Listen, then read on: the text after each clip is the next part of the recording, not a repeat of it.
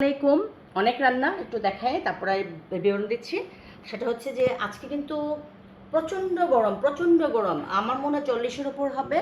এই অবস্থায় যে ঘামাচ্ছি, কাজের পেটে আজকে আমি হয়ে গেছি, মানে আমি হচ্ছে এখন রান্নাঘরের বুয়া, খালা যেটা বলেন সেটাই। এই রান্নাগুলি করেছে আমার হাজব্যান্ডের যে জগার্স সোসাইটি আছে, গুলশান জগার্স সোসাইটির বন্ধুরা যাবে 30 জন। 30 জনের রান্না করেছি, তারা খাওয়ার আগে দেখে ফেলবে যে তাদের ভাবি, আমি তো তাদের ফেভারিট ভাবি। তাদের ফেভারিট ভাবি কী কী রান্না করেছে সেটা তারা দেখবে, তারা খাবে। এটা হচ্ছে রুই অথবা কাতল মাছ, আমি জানি না মাছের নাম, আমি জানি না, কিন্তু আমার মনে হচ্ছে সবচেয়ে বড় মাছ, এত বড় আমার সমান মাছটা ছিল। এটা হচ্ছে বড় বড় টুকরা, একজনে খেতে পারবে কিনা আমি জানি না, বাট অনেক বড় বড় টুকরা রান্না করছে। কারণ সকাল ভোরে ওরা খিচুড়ি খাবে, পরোটা খাবে, দেন এটা খাবে, মানে সকালের আয়োজন এটা। এই রুই মাছ, এটা হচ্ছে আইর মাছ, এই যে দেখেন, ও আল্লাহ। সো একটু আরেকটু বিবরণ দেই, সেটা হচ্ছে আপনারা যারা আমার বয়সী, আমি তো অনেক বয়স্ক বুড়ি, আমার মতো বুড়ি যারা আছেন তারা সবসময় রাত্রে সকালে খালি পেটে এটা খাবেন। আমার মেয়ে বলতেছে আস্তে কথা বলে ভিডিও বড় হয়ে যাবে। আচ্ছা, এটা হচ্ছে চিংড়ি মাছ, 5 কেজি চিংড়ি মাছ, অনেক চিংড়ি এখানে, কারণ জগার্সের ভাইয়েরা অনেক বেশি খায়। সো এই জন্য একটু বেশি বেশি করে রান্না করা হয়েছে। এবং আমি কিন্তু ঘামাচ্ছি, আমি বললাম না আমি আজকে খালা হয়ে গেছি। এটা হচ্ছে ট্যাংরা মাছ ভুনা, ওকে। তারপর এটা হচ্ছে সবচেয়ে প্রিয় খাবার মরিচ বাটা। আচ্ছা, এটা হচ্ছে মরিচ বাটা, এটা আমার দাউদকান্দির কুমিল্লার মানুষ এটাকে খুব পছন্দ করে। এতটুকু মরিচ এতগুলি পেঁয়াজ দিয়ে করতে হয়। আর হচ্ছে এটা হচ্ছে চাল কুমড়া, আমার আমার গাছের চাল কুমড়া দিয়ে গুঁড়া চিংড়ি দিয়ে রান্না করেছে। এই হচ্ছে এখন রাতের আয়োজন, মধ্যরাতের আয়োজন। এগুলো রান্না করে রেখেছি, সারা রাত্র মেসের মধ্যে রেখে দিব, কারণ সকালে এতগুলি রান্না করা যাবে না। সকালে 30টা পরোটা ভাজবো, 30 জনের সাথে খিচুড়ি রান্না করব, ডিম ভাজি হবে, আর এগুলির সাথে থাকবে।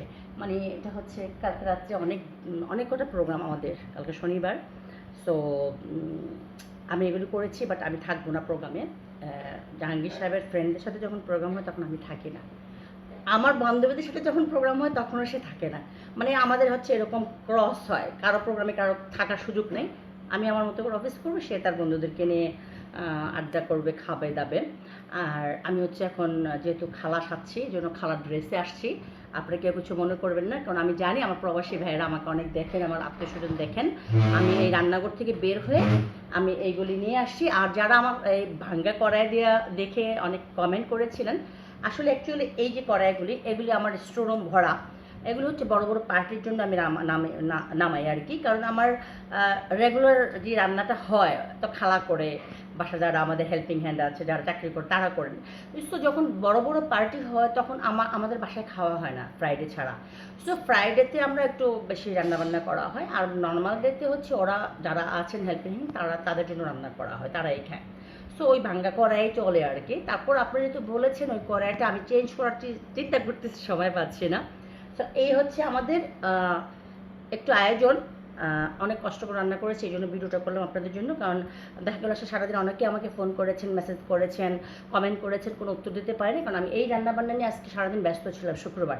এর মধ্যে আবার আমি প্রায় অনেক অনেক দূরান্তে গিয়েছি, কাজ করেছি, মাছ কিনেছি, বাজার করেছি, অনেক কিছু করেছি, চাল কুমড়া গাছ থেকে পেরে নিয়ে আসছি, অনেক কিছু করেছি। অনেক কিছু করার জন্য করেছি বিধায় ভিডিওটা বানালাম, কারণ আমার কাজগুলি বৃথা যাবে, কারণ আপনারা দেখেন আমি কী কী করি। আমি বলেছি না আমি 18 ঘন্টা কাজ করি, এ হচ্ছে আমার অবস্থা। আর আপনারা বোনদের জন্য টিপস, দাদা বয়স্ক আমার মতো বুড়ি আছেন, বুড়ি বোনরা হচ্ছেন, এই ইসবগুলো খাবেন, ঘুমানোর আগে খাবেন এবং খালি পেটে খাবেন, তাহলে আপনাদের পেটের স্টোমাক ভালো থাকবে, সবসময় ভালো থাকবে, এবং সবাই আমার আমার মতো সতেজ থাকবেন। কারণ অনেকে বলে তুই এত কাজ করিস কীভাবে সতেজ থাকিস।